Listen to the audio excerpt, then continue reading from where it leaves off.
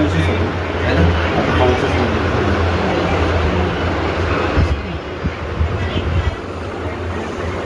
काय झालं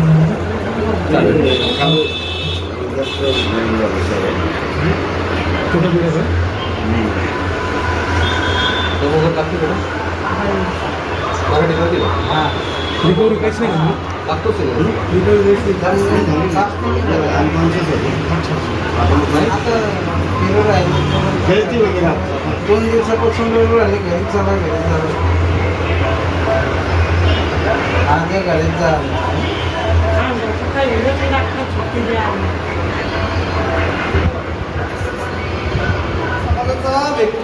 जे पेशंट आहे 8 वर्षाची मुलगी यार हा जनरल वॉर्डमध्ये आम्ही एसपी ऑफिसला सुद्धा आम्ही पाठवतो हा तर ती पारधी समाजाची मुलगी 8 वर्षाची तुम्ही आतापर्यंत त्या लोकांकडून 2 लाख रुपये वसूल केला बरोबर. आपल्या पेशंटला झटके येत होते कोमात होता पोरीचं वय लहान होतं शासकीय योजना चालू नाही की आहे पण मग त्यांनी ते डिसिजन तेव्हा घ्यायला पाहिजे ना आपण कसं काय म्हणणार तुमच्या इथं जे पेडियाट्रिक्स डॉक्टर्स आहेत त्यांच्या ती स्कीम जागतिक आता यांनी जे आपले हे काय नाव होतं त्यांनी पाहिलं कशा पद्धतीने इथे ट्रीटमेंट केल्या जातील. जे अर्धा किलोचं बाळ आहे त्याला सुद्धा वाचवायचा आपण प्रयत्न करतोय इथे.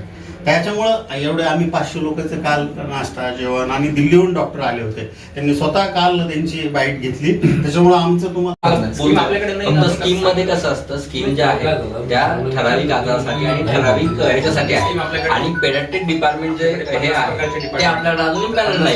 आपल्याकडे जे आहे ऑर्थो सर्जरीसाठी आहे न्यूरोलॉजीसाठी आहे ऑर्थोपेडिक्ससाठी आहे हार्ट साठी आहे बायपास सर्जरी सुद्धा आपल्याकडे अशी परिस्थिती तुम्ही सहकार्य करत नाही हे मान्य करावं लागेल तुम्हाला.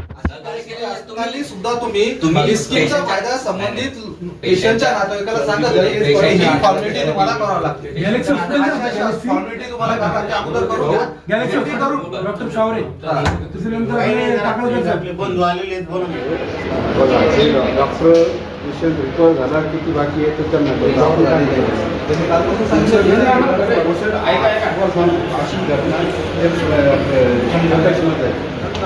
पेशंटने काय सांगितलं पुन्हा रिकवर झालो पुन्हा ॲक्सिडेंटचा पेशंट आहे. दुसऱ्या दिवशी जो पेशंट गेलो स्वागत आहे तुमचं न्यूज मराठी 24/7. आपण आहोत महावीर हॉस्पिटल येथे संभाजीनगर कॅनॉट प्लेस. नेमकं काय प्रकरण होतं आज? प्रकरण सांगायचं म्हटलं शोकीनता काय वाटते या गोष्टीची तर पूर्ण महाराष्ट्रभरात तर हे प्रकरण चालू आहे. प्रायव्हेट हॉस्पिटल एवढी काही गोरगरीब लोकांची लूट करत आहे. सध्या तरी छत्रपती संभाजीनगर या महावीर हॉस्पिटलला आम्ही आलेलो असता संबंधित नातेवाईकांचा फोन आला आम्हाला काही असा प्रकार घडला. मुलगीला कावीळ झालेला होता 8 दिवसापूर्वी आणि त्यांनी 10 ते 12 दिवसात संबंधित नातेवाईकाकडून 3 लाख रुपयाचं बिल त्यांनी बनवलं. संबंधित नातेवाईकांनी काउंटरला 2 लाख रुपये आतापर्यंत ज्यांनी जमा केले. आम्ही विनंती केली का परिस्थिती नाजूक आहे. समाज हा आदिवासी आहे पारधी समाजाची मुलगी आहे 8 वर्षाची. आम्ही विनंती केली त्यांना तर त्यांनी 112ला कॉल लावून नातेवाईकाला त्याच्या अगोदर त्यांनी तर धमकवलंच काय पैसे पूर्ण बिल पेडच करावं लागल व पोलीस बोलून सामाजिक कार्यकर्ते नितीन भाऊ असतील रणजित भाऊ जाधव असतील है की नाही त्याच्यानंतर छावाचे जिल्हा अध्यक्ष निलेश भाऊ असतील या सर्व आम्ही सामाजिक कार्यकर्ते असताना आम्हाला सुद्धा त्या ठिकाणी दाबवण्याचा धमकवण्याचा त्या ठिकाणी प्रयत्न झाला. पण हे प्रकरण बघला असता जिल्ह्याभरात चालू आहे. प्रायव्हेट हॉस्पिटलची एवढी काही लूट चालू आहे संबंधित नातेवाईकाला माहित नसतं. ते असे काही बिलं देतात का त्यांना काही 3-13 काही कळत नाही आणि ही लूट कुठंतरी थांबली पाहिजे. आमची ही विनंती राहील. रिपब्लिकन टायगर सेनाचे संस्थापक अध्यक्ष मी अमोल त्रिभुवन आमच्या संघटनेच्या वतीने ही विनंती राहील का ही लूट कुठंतरी प्रायव्हेट हॉस्पिटलची थांबली पाहिजे. आरोग्य मंत्र्यांनी याची दक्षता घ्यावी व ह्या गोष्टीवर कमिटी नेमावी हीच आमची नम्र विनंती राहील. तुमच्या विनंतीला मान ठेवून हॉस्पिटलला काही बिल कमी केलंय का? आता सचिन भाऊ असतील किंवा मग रणजित भाऊ असतील सगळ्यांनीच आक्रमण होऊन घेतले. त्यानंतर पत्रकार तुमच्यासारखे पत्रकार आल्यानंतर त्यांचा प्रेशर वाईज होऊन त्यांनी बिल कमी केलेलेच आहे त्यात काही शंका नाही. महावीर हॉस्पिटल कॅनॉट प्लेस इथे आहोत आपण.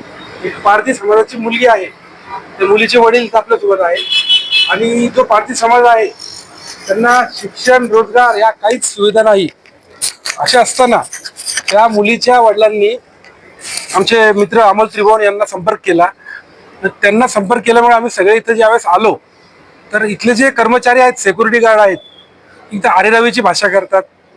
चप्पल इथे काढा, बूट इथे काढा, कशासाठी आले, 4च लोक या, 2च लोक या, अशी त्यांची आडमुठ्ठेपणाची भाषा असते. त्यानंतर त्यांनी डॉक्टरांना बोलू, बघू, करू अशा आम्हाला भूल थापा देण्याचा प्रयत्न केला. त्यानंतर आम्ही त्यांना सांगितलं की आम्ही सामाजिक दायित्व आमचं जे आहे, एक सामाजिक बांधिलकी जी आहे त्यासाठी आम्ही इथे आलेलो आहेत. आणि जे पारधी समाज जो आहे तो गोरगरीब समाज आहे, त्यांना शिक्षण रोजगार काही नसल्यामुळे आम्ही आलेलो आहे. तर यांचं बिल आपण कमी करावं. आणि ऑलरेडी तुम्हाला 2 लाख रुपये दिलेले आणि 50,000पर्यंत यांनी मेडिकलचे पैसे भरलेले.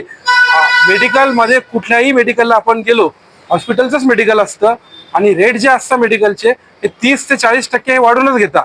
आणि अशा असताना एक सामाजिक बांधिलकी म्हणून त्यांनी एक 10% 15% मेडिकलमध्ये डिस्काउंट द्यायला हवं होतं, ते सुद्धा दिलेलं नाही.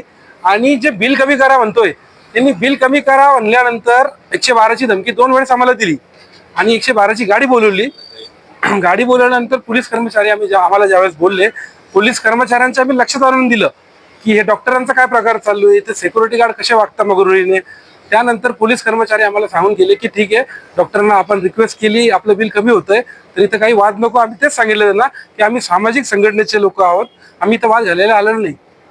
जर तुम्ही जे हॉस्पिटलचे डायरेक्टर आहे त्यांना तुम्ही दोघांनी रिपब्लिकन टायगरचे अमोल त्रिभुवन असतील, तुमचं छावाचं नेतृत्व तुम्ही स्वतः आणि अजून एक होते आपले निलेश दास, तर तुमच्या विनंतीला मान ठेवून काय हे केलं त्यांनी? आमचं डॉक्टरांशी डायरेक्ट अजून बोलणं नाही झालेलं. त्यांचे जे ॲडमिनिस्ट्रेशन जे बघतात त्यांनी आम्हाला आश्वासन दिलंय की डॉक्टरांना आम्ही बोलतोय, तुमचं डिस्चार्ज समरी जे आहे ते आम्ही बनवतोय, ते बनल्यानंतर डॉक्टर तुम्हाला बोलतील असं त्यांनी आश्वासन दिलं.